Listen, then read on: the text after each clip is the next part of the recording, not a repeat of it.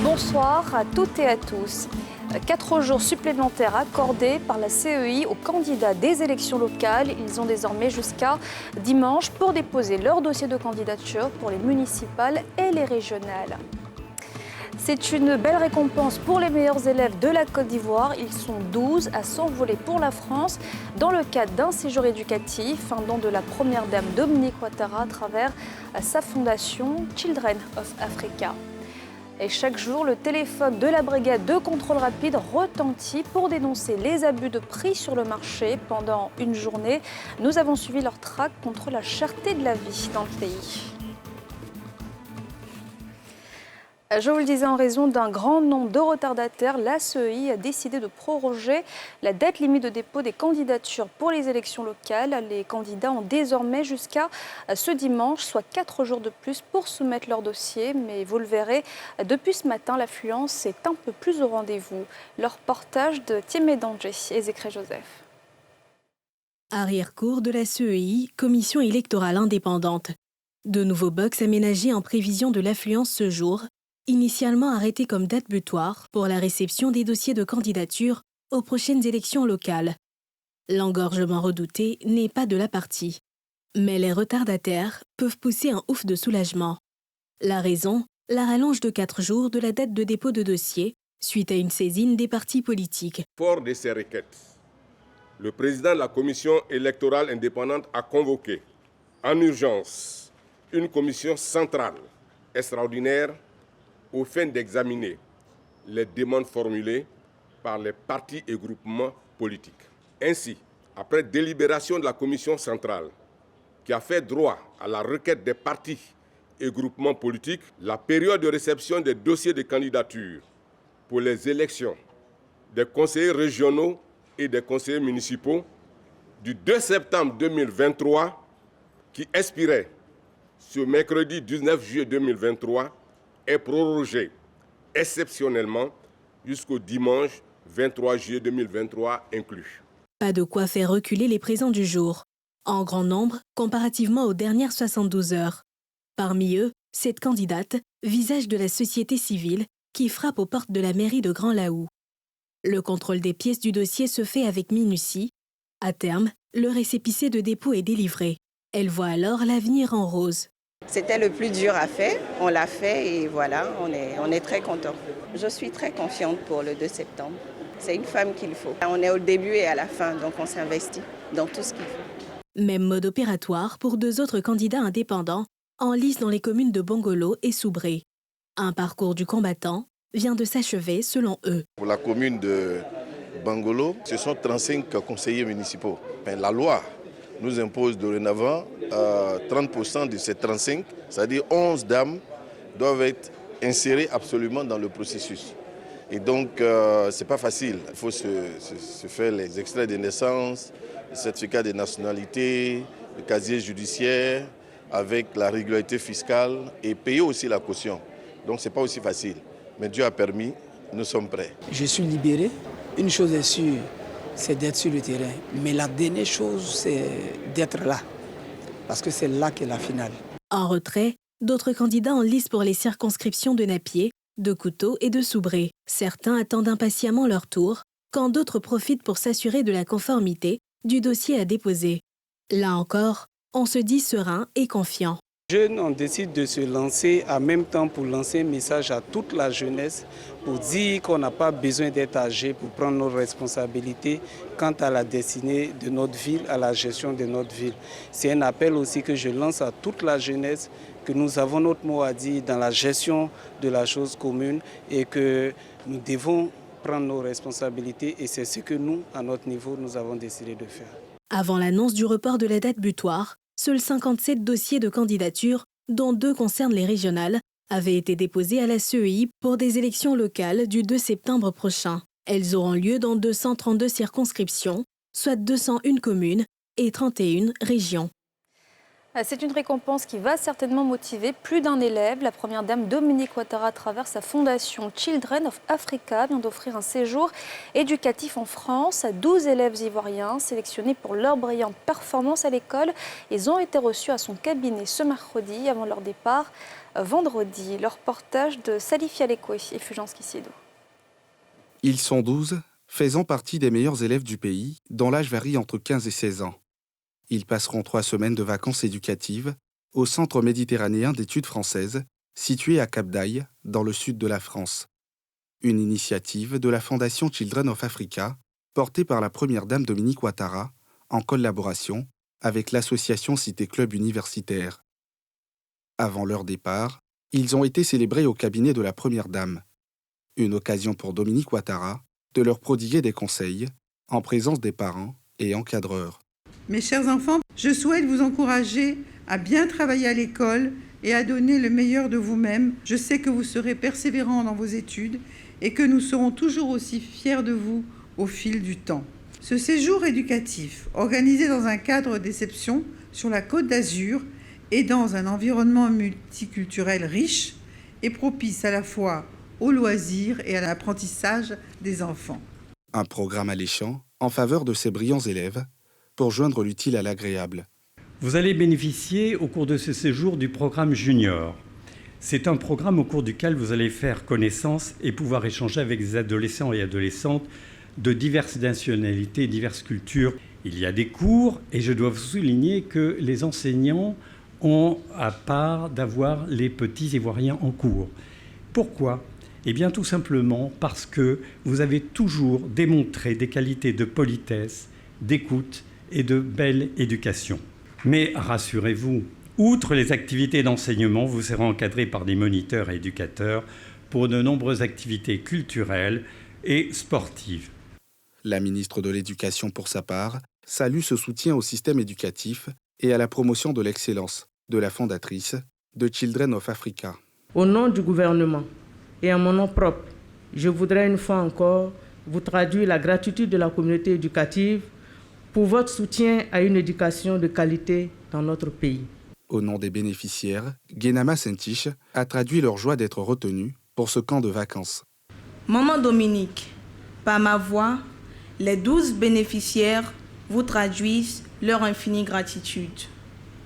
Nous vous promettons de porter haut les couleurs de notre beau pays, la Côte d'Ivoire, au Centre méditerranéen d'études françaises. Ce programme a été initié en 2015 et compte déjà 66 bénéficiaires. Les anciens ont partagé à cette occasion leur expérience. Toutes ces générations ont dit un grand merci à la première dame ivoirienne. Pour faire respecter les prix sur les marchés, lutter contre la cherté de la vie, la brigade de contrôle rapide a mis en place un numéro vert. Il permet aux populations de dénoncer les abus des commerçants et chaque jour, c'est une dizaine de plaintes qu'elle reçoit dans sa traque contre les contrevenants. Reportage de Mardoché Kwasi et Tanguy Conan. La gendarmerie d'Abobo. D'accord, ok, c'est bien noté. C'est votre numéro qui s'affiche là? Oui, c'est mon numéro. D'accord, sans faute. On enregistre et puis on vous appelle. Je vous en prie, bonne journée, madame. Rachel, responsable du back-office de la brigade de contrôle rapide, BCR, reçoit chaque jour des dizaines de plaintes des populations victimes d'abus de la part des commerçants. D'autres alertes leur parviennent via la plateforme numérique Contrôle Citoyen, créée à cet effet. Des alertes transmises aux hommes de terrain qui ont pour mission de faire respecter les lois et les mesures prises par le gouvernement ivoirien pour lutter contre la cherté de la vie. Ce supermarché de la commune d'Adjamé a fait l'objet d'une plainte de la part d'un de ses clients. Des contrôles s'imposent donc pour vérifier si ces plaintes sont fondées. Nous sommes venus vérifier. Effectivement, nous avons trouvé dans des rayons des produits avec des dates de péremption dépassées. Mais en dehors de ces produits, nous avons vu d'autres infractions. Donc ici, il y a des articles qui étaient en rayon sans prix, ce qui constitue une infraction. Nous leur avons remis une convocation. Ils devront se rendre au siège de la brigade située au plateau. C'est là-bas qu'on aura les sanctions. Les sanctions seront définies. Autre lieu, autre action de la brigade de contrôle rapide ce jour, la cité Agouti, dans la commune de Koumassi. Ici, plusieurs boutiques sont épinglées pour diverses infractions, notamment le non-respect des prix plafonnés et des produits corrompus pour défaut de conservation. Des saisies, convocations et autres mises en demeure permettent aux hommes du commandant Kofi de ramener ces contrevenants à l'ordre et soulager les populations. Des populations qui sont invitées à apporter leur contribution à la lutte contre les abus des commerçants. Nous sommes mis en mouvement par les plaintes des consommateurs, conformément à la procédure de la brigade de contrôle rapide qui a été élaborée par la Direction générale du commerce intérieur. Donc nous souhaiterions que véritablement les populations s'approprient cet outil pour nous mettre en mouvement. Il faudrait que les populations aient la culture de la dénonciation. Il ne faudrait pas entourer ou bien aider l'opérateur économique qui fraude. Il faut dénoncer la fraude pour éviter d'impacter négativement notre pouvoir d'achat. Les contrevenants aux mesures de plafonnement des prix et autres lois sur le commerce encourent une amende qui oscille entre 100 000 et 50 millions de francs CFA. Tout citoyen peut dénoncer ses réfractaires au numéro vert 1343 ou via l'application Contrôle citoyen téléchargeable sur les différents moteurs de téléchargement. Ils sont 74 et rejoignent officiellement la Corporation des inspecteurs de soins infirmiers. Après 2 années de formation à l'INFAS, les impétrants ont prêté serment ce mercredi. Ils promettent d'offrir des soins de qualité dans les hôpitaux. Leur reportage de Moussa Nikema Ivaniao. Je jure de remplir ma mission avec probité, impartialité, humanisme et rigueur, dans le strict respect des lois et règlements de la République de Côte d'Ivoire. Par cette formule consacrée, ces inspecteurs de soins infirmiers entrants s'engagent à exercer leur art avec probité et exemplarité. En face, pour la prestation de serment qu'ils doivent honorer sur le terrain, la présidente de l'audience, un aspect auquel elle accorde un point d'honneur. Chers impétrants, la prestation de serment que vous venez de faire est le couronnement de tout le travail que vous avez abattu, mais également le début d'une carrière dont le tribunal vous souhaite d'en tirer un grand profit en vous dotant d'une éthique dictée par les termes de la formule de votre serment. Les consignes énoncées à travers le serment sont bien accueillies par l'émissaire du ministre de la Santé. Il invite les impétrants à se les approprier et à s'inscrire ainsi dans la dynamique des soins de qualité et du respect de la déontologie du corps médical. C'est une mission de responsabilité, mais aussi c'est une mission qui est attendue de tous, autant par les patients, autant par les collaborateurs, même des impétrants, que par les parents et même les supérieurs hiérarchiques de ces personnes. Donc c'est une responsabilité, c'est une mission qui est attendue de tout le système de santé. Forte de 74 inspecteurs nouvellement assermentés, la promotion a pour major Geneviève. Fière de son serment et de son emploi, elle s'engage comme tous ses condisciples à être un modèle à la tâche. Aujourd'hui, c'est le couronnement de 2 années passées à étudier. Et nous faisons la promesse à toute la nation d'impacter favorablement le système de santé. Ça te permet d'abord d'être droit dans tout ce que tu fais, de respecter la déontologie de ce que tu fais. C'est comme un fardeau que tu as sur ta tête qui vous permet de dire non, que je sois droit dans tout ce que je fais. Formée à l'INFAS, Institut national de formation des agents de santé, cette promotion est la 2e de la corporation. Elle vient compléter à 150 le nombre d'inspecteurs de soins infirmiers sur le territoire. Ils prennent ainsi l'engagement d'œuvrer pour un système de santé résilient, performant et accessible à toute la population. Le Conseil constitutionnel honore 40 de ses membres, dont le désormais ancien président. Une cérémonie au cours de laquelle le magistrat hors grade, Mamadou Koné, a démenti les accusations portées contre l'institution au titre des violences électorales de 2020. Le reportage de Timé Dangé et Mathurin Badé. 44 membres du Conseil constitutionnel, dont des hauts conseillers sortants, à l'honneur pour leur forte contribution à l'œuvre de la conformité à la constitution des lois et de certains règlements.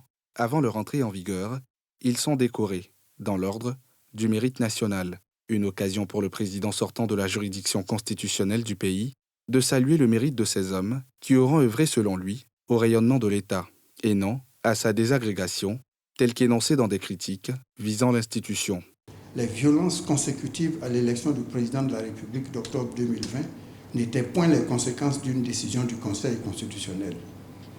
Elles résultaient plutôt de mouvements politiques conçus, baptisés, financés et réalisés par des personnes qui les ont assumés. C'étaient des nageurs dont on ne voyait pas seulement le dos, mais dont on voyait même le ventre, puisqu'ils assumaient leurs actes. C'est dire qu'avec ou sans le Conseil constitutionnel, ces violences auraient été perpétrées. Se réjouissant du soutien ferme dont il a bénéficié pendant ses 8 ans à la tête du Conseil, le président sortant qui avait à ses côtés plusieurs officiels, dont la chef de la diplomatie du pays et la ministre de l'Éducation nationale, a sollicité le même engagement autour de son successeur, Chantal Camara, dont le mandat débute le 21 juillet prochain. Les agents, par la voix de leur porte-parole, se sont engagés dans ce sens de saluer un grand serviteur du droit et du pays qui laisse de bonnes traces pour l'histoire. Vous avez dû affronter des situations les plus délicates avec sérénité.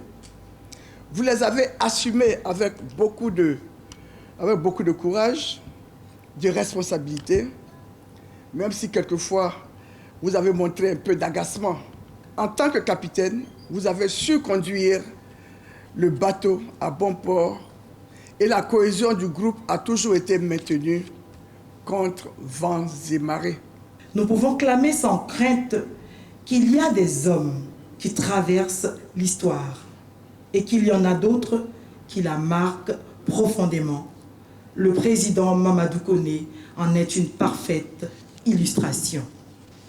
Nous espérons que le vivre ensemble que vous avez institué au Conseil constitutionnel a été de bon aloi et que vous garderez de bons et beaux souvenirs de votre passage au Conseil constitutionnel. Pour rappel, au nombre des membres du Conseil décorés lors de cette cérémonie festive, à l'honneur du désormais ex-président du Conseil constitutionnel Mamadou Koné, l'on note 3 hauts conseillers en fin de mandat, dont Jacqueline Loessoble, Ali Touré et Vincent Kouadiei. Les producteurs de cacao de la région de l'Anawa dénoncent un phénomène préoccupant. Outre le non-respect du prix Borchamp fixé par l'État, certains disent attendre plusieurs semaines avant de percevoir leur dû après enlèvement de leur production par des pisteurs. C'est le cas pour plusieurs planteurs du village de Godiayo 1 dans la commune de Gueyo, rencontrés par Mardoché Kwasi et Zécré Joseph. Godiayo 1, village de la commune de Gueyo, situé à 328 km d'Abidjan. Clovis Goïri y exerce en tant que planteur de cacao depuis environ 10 ans. Toutes ces années, il a eu beaucoup de mal à vendre sa production. Une situation qu'il tente de contourner avec les moyens du bord. Tu as besoin du sou dans l'immédiat. Tu as des enfants et tu as la petite famille à côté de toi. Bon, tu ne peux pas attendre à ce que l'agent du cacao fasse au moins 1 mois là-bas. En attendant, qu'est-ce que tu manges avec tes enfants? Donc moi, il préfère évacuer mon cacao sur Gagnois et dans l'immédiat, on me donne et je reviens. Malgré c'est coûteux, mais on fait avec. Peut-être que c'est la route qui fait que ces choses arrivent. Si la route est parfaite, il sait que presque plein d'acheteurs peuvent venir. Là, ça peut faire faciliter les achats. Ceux qui n'ont ni moyens ni le courage de se déplacer avec leurs produits dans d'autres localités pour la vente sont obligés de se soumettre au diktat des pisteurs qui leur imposent leur façon de payer leur récolte. Ça dépend de lui. C'est quand tu vas partir, tu te dis bon, il y a l'argent est venu, il t'appelle, il faut venir prendre ton argent. Tant qu'il ne t'a pas appelé, c'est que c'est pas encore venu. Tu es obligé d'accepter parce que c'est lui qui doit te donner de l'argent. Donc tu es obligé souvent de demander crédit pour pouvoir nourrir la famille. Il y a le cas de mon fils qui ne se sentait pas bien en novembre là. Voilà, ça n'allait pas. Et puis bon, l'argent n'était pas encore venu. J'étais obligé d'aller chez le monsieur, lui demander pardon avec l'ordonnance. Donc il allait voir l'un de ses frères pour pouvoir prendre l'argent avec lui pour me donner pour sauver mon fils. Une situation qui a fait l'objet de plusieurs rencontres entre planteurs du village et la chefferie, mais aussi avec les autorités compétentes, sans succès. Ce phénomène-là dure depuis longtemps. Quand on fixe le prix, le planteur est enchanté d'avoir un bon revenu. Mais après 2 mois d'achat normal, le reste là, il n'y a plus de respect. C'est-à-dire que c'est du chantage. Donne-moi ton produit, je vais aller vendre pour venir te donner ton argent. Quand il y a les rencontres de café cacao de la zone, on se plaint toujours de la manière dont le produit est acheté. Du côté du conseil régional de l'Anawa, région dans laquelle se situe cette localité, on est conscient de l'existence de ce phénomène. Les responsables de cette région s'attellent donc à y apporter une solution définitive. Tant que nous aurons des pistes qui sont difficiles d'accès, il sera difficile que le paysan reçoive son dû entièrement. Parce que si le pisteur a des difficultés pour aller chercher le cacao, il est sûr que vous n'allez pas le payer le même prix. Et nous devons augmenter le nombre de pistes entretenues pour que le paysan puisse toucher son salaire. Donc nous avons alerté donc, le gouvernement pour augmenter le nombre de pistes praticables dans la région. Nous nous battons tous les jours pour cela. Et c'est pour cela que nous avons acquis au cours de ce mandat un certain nombre d'engins pour pouvoir nous-mêmes entretenir nos pistes à un coût moindre avec nos propres engins. La région de l'Anawa est la première en termes de quantité de cacao produite ces dernières années en Côte d'Ivoire. La situation du revenu des producteurs, premier maillon de la chaîne de cette importante spéculation, demeure donc préoccupante au vu de cette mévente de leur récolte. Et voilà, c'est la fin de ce journal. Merci de l'avoir suivi. Retrouvez demain à 19h50 Evelyne Débat. Bonne suite de programme sur la nouvelle chaîne ivoirienne.